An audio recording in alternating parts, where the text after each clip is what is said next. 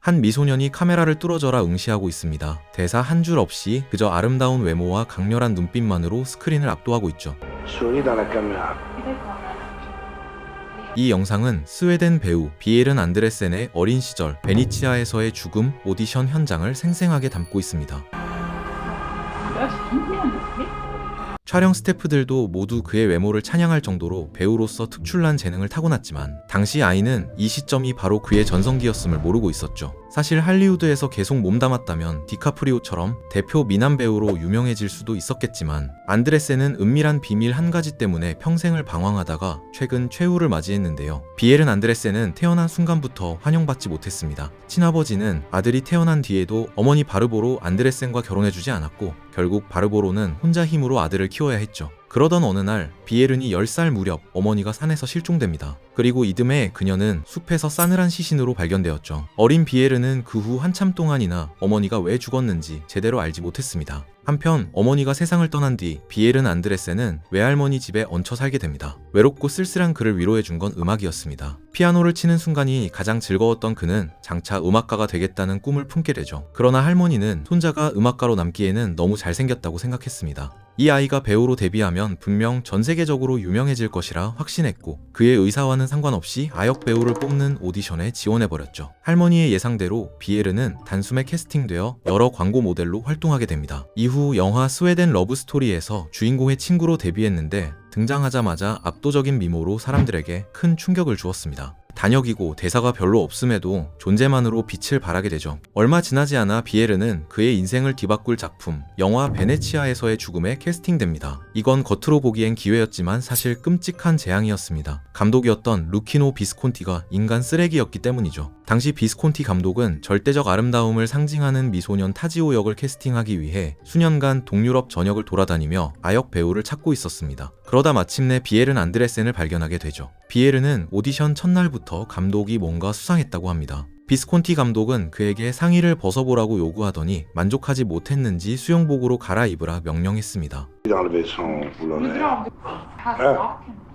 그러고는 벽에 기대어 음흉한 눈빛으로 비에른을 위아래로 훑어보았다고 합니다. 당시 비에른은 너무 어려 그게 어떤 의미인지 정확히 이해하지 못했지만 성인이 된 후 돌이켜 생각해보니 비스콘티 감독이 자신을 배우가 아니라 성적 대상으로 바라본 것이 확실하다고 합니다. 사실 비에른은 타지오 역할에 완벽히 어울리는 배우는 아니었습니다. 감독은 원래 타지오 역으로 12살쯤 되는 작은 소년을 찾고 있었습니다. 성인 남성과 아동의 키 차이를 강조해 시각적으로도 금기된 사랑이라는 이미지를 주고 싶었기 때문이죠. 이건 애초에 원작 소설 자체가 동성애자로 추정되는 작가 토마스 만의 개인적인 경험을 담고 있었기 때문인데요. 토마스 만은 1911년 아내와 함께 베네치아로 휴가를 떠났다가 같은 호텔에 묵고 있던 아름다운 폴란드 소년에게 매료되었다고 합니다. 금기된 사랑이었기 때문에 실제 소년과는 말 한마디 나누지 못했지만 그는 이때의 경험을 바탕으로 소설 베네치아에서의 죽음을 쓰게 되었다고 하죠. 그런데 비에르는 키가 컸기 때문에 다른 아역 배우들에 비해 금기된 사랑 이미지를 시각적으로 강하게 드러내기는 어려웠습니다. 그럼에도 비스콘티 감독은 그의 아름다움에 반해 다른 세부 조건 같은 건 신경 쓰지 않고 그를 곧바로 캐스팅했다고 합니다. 문제는 그 다음부터였는데 비스콘티 감독은 애초에 배우를 하나의 인격체로 존중해주지 않는 사람이었습니다. 그에게 배우란 영화를 위해 소모되는 도구에 불과했죠. 가장 대표적인 장면이 영화 마지막에서 주인공 더크 보가드가 죽음을 맞이하는 신입니다. 그 시절 기술로는 죽은 사람의 창백한 피부를 표현하기가 어려웠다고 합니다. 분장팀은 온갖 페인트와 크림을 얼굴에 발라봤지만 색이 번지고 얼룩지기만 했고 감독은 계속 만족하지 못했죠. 그러다 마침내 문제의 크림 하나를 찾아내 촬영에 들어갔습니다. 그런데 보가드는 크림을 얼굴에 바르자마자 얼굴이 불에 데인 듯 끔찍하게 화끈거렸다고 합니다. 고통이 너무 심하다고 생각해 보가드는 크림 튜브를 자세히 살펴보았는데 그곳엔 이런 문장이 적혀 있었습니다. 눈과 피부에 닿지 않도록 하십시오. 감독은 이 경고를 무시하고 촬영 스태프 몇 명에게 시험 삼아 발라보게 하더니 그 정도면 괜찮다며 보가드 얼굴 전체에 바른 것이었죠. 그의 악행은 여기서 끝이 아니었습니다. 감독의 진짜 표적은 어리고 잘생긴 비에른 안드레센이었죠. 루키노 비스콘티 감독은 칸 영화제 상영날 축하주나 한잔하자며 비에른을 게이클럽에 데려갔습니다. 그리고는 술을 마신 뒤 욕망 가득한 눈으로 비에른을 쳐다보며 혀로 입술을 핥았다고 합니다. 여러 스태프들이 함께 따라갔으나 그들 중 감독을 말리는 사람은 아무도 없었죠. 참고로 비스콘티 감독을 포함해 대부분의 스태프들이 동성애자였다고 합니다. 비에르는 어찌할 바를 몰랐다고 합니다. 당장이라도 이곳에서 뛰쳐나가고 싶었지만 만약 그렇게 한다면 앞으로 영화계에는 다시는 발을 디디지 못하리라는 걸 어린 나이에도 본능적으로 알고 있었죠. 그래서 어쩔 수 없이 주변 사람들처럼 억지로 술을 들이켰다고 합니다. 시간이 지나 돌이켜보며 비에르는 당시 상황을 이렇게 해석했습니다. 감독은 내게 관심이 있었고 내가 그에게 관심이 있는지 확인하려는 자리였던 것 같다. 이후에도 감독은 여러 번 비에른을 데리고 게이클럽에 갔다고 합니다. 그럴 때마다 비에르는 감독의 시선을 애써 모른 척하며 술로 목을 축일 뿐이었죠. 그러자 비스콘티 감독은 자존심이 상했는지 이때부터 비에른을 무시하기 시작했습니다. 그리고 그를 무너뜨릴 묘한 복수를 계획했죠. 영화가 공개되었을 때 관객들은 큰 충격을 받았습니다. 비에른이 연기한 타지오의 아름다움은 마치 미켈란젤로의 다비드상이나 레오나르도 다빈치의 모나리자 같다는 찬사를 받았고 심지어 몇몇 장면은 캡처해 루브르 박물관에 전시해야 된다는 평도 있었죠. 영화는 칸 영화제에서 25주년 기념상을 받으며 작품성을 인정받았고 비에른의 인기도 폭발적으로 치솟았습니다. 그러자 비스콘티 감독은 노골적으로 비에른을 깎아내리기 시작했습니다. 언론에 대놓고 비에른은 촬영할 때 더 예뻤다며 지금은 어중간한 나이이고 나중에 잘생겨질 수도 있다고 했죠. 한편 비에른은 동성애자 루머에도 시달리게 됩니다. 영화 속에서 주인공과 로맨틱한 눈빛을 주고받았고 또래 소년과의 입맞춤 장면이 나오는데 진짜 동성애자가 아니면 못한다는 말이 퍼졌기 때문이죠. 그러나 비에른은 루머를 모두 부인했습니다. 주변에 동성애자가 많기 때문에 절대 동성애를 혐오하는 입장은 아니지만 자신은 이성에게 끌린다고 밝혔죠. 그럼에도 세간의 시선은 바뀌지 않았습니다.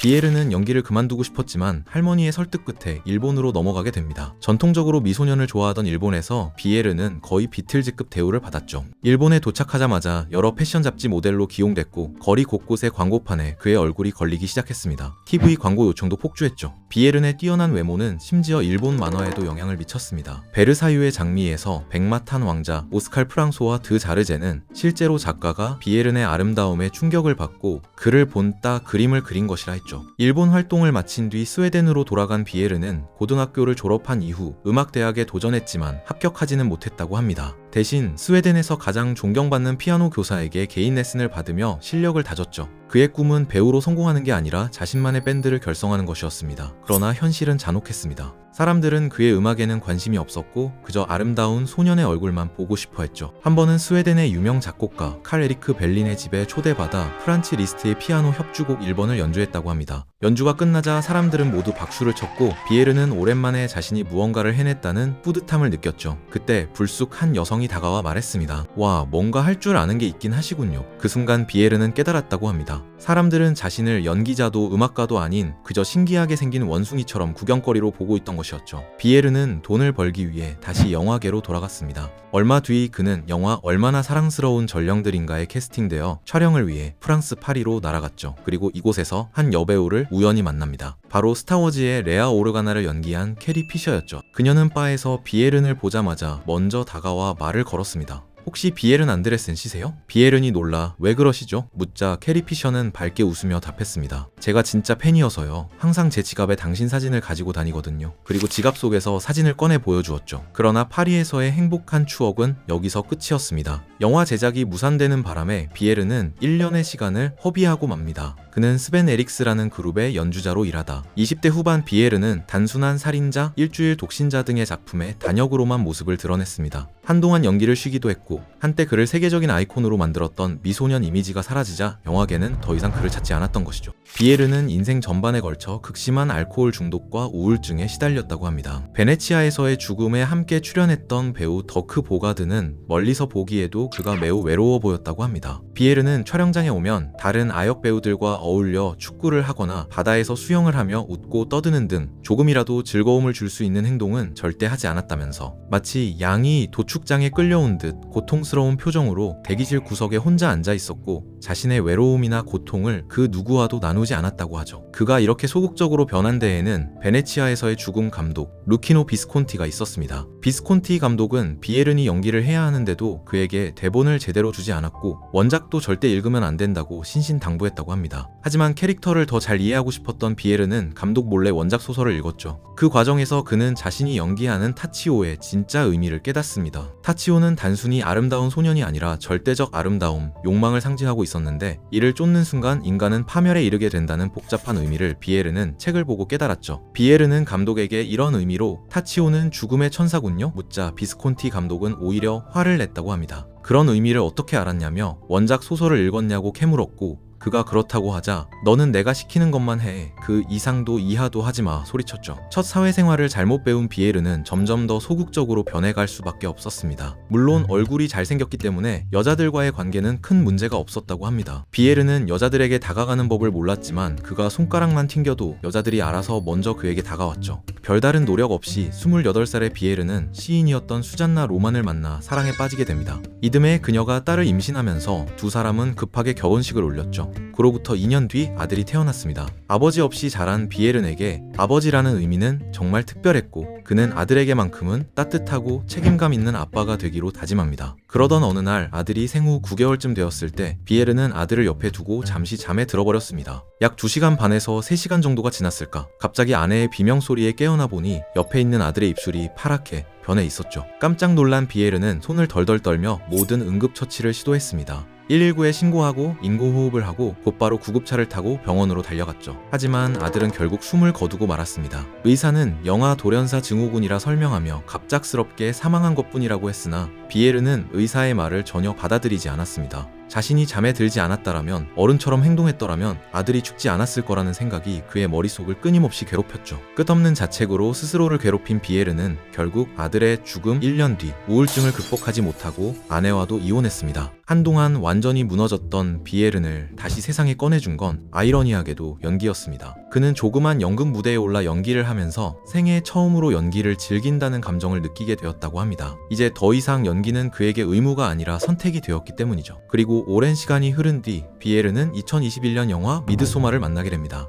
미드소마는 대학생 친구들이 스웨덴 헬싱글란드 지역에 위치한 호르가라는 마을의 전통 축제 미드소마에 참석하면서 벌어지는 이야기를 담고 있습니다. 처음에는 아름답게만 보이던 축제는 점차 불길하고 기괴해지는데 비에르는 영화에서 절벽에 올라 이상한 의식을 치르고는 끔찍한 결말을 맞이하는 역할을 연기했죠. 아리에스터 감독은 70대의 스웨덴 노인 중 압도적인 존재감을 가진 배우가 필요해 그를 캐스팅한 것이었는데 비에르는 이 모든 과정 역시 즐거웠다고 합니다. 2년 뒤 친구이자 감독인 크리스티앙이 비에른에게 갑자기 이런 말을 꺼냈습니다. 당신 이야기를 다큐멘터리로 만들고 싶어요. 두 사람은 원래 어린이 TV 프로그램에서 악당을 연기한 비에른과 연출 감독으로 처음 만났고 그때부터 자연스럽게 가까워졌다고 합니다. 크리스티앙은 종종 비에른의 유년 시절, 특히 세상에서 가장 아름다운 소년 시절 이야기를 물어보았는데 그때마다 비에른은 매번 화제를 돌렸다고 합니다. 이 모습을 본 크리스티앙은 그 시절이 그에게 상처가 되었다는 걸 짐작할 수 있었죠. 그러나 크리스티앙은 당신의 이야기가 다른 사람들에게는 용기가 될 거라 설득했습니다. 또 이 다큐멘터리가 한 개인의 불행담이 아니라 아역스타가 겪는 산업의 어두운 구조를 보여주는 기록이 될 거라 했죠. 결국 비에른이 다큐 제작을 허락했고 감독은 5년 동안 비에른을 따라다니며 그의 인간적인 모습을 담을 수 있었습니다. 그렇게 다큐멘터리 세상에서 가장 아름다운 소년이 완성되었죠. 이 다큐멘터리를 통해 비에른은 어머니의 죽음에 대해서도 자세히 알게 됩니다. 다큐 촬영 중에 비에른은 어머니의 시신이 발견된 경위가 적힌 경찰 보고서를 읽게 됩니다.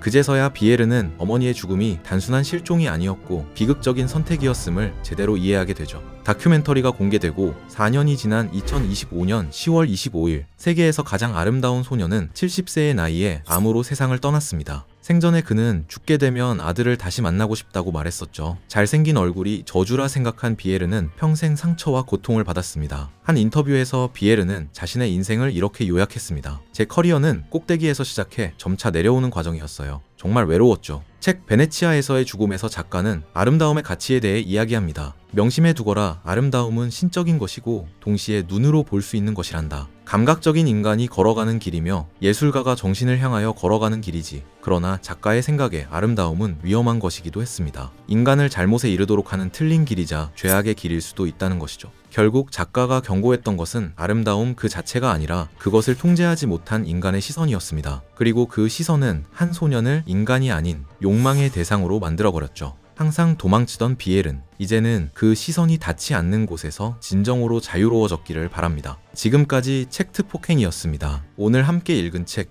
베네치아에서의 죽음, 저자 토마스 만. I know that I'm well away from being a perfect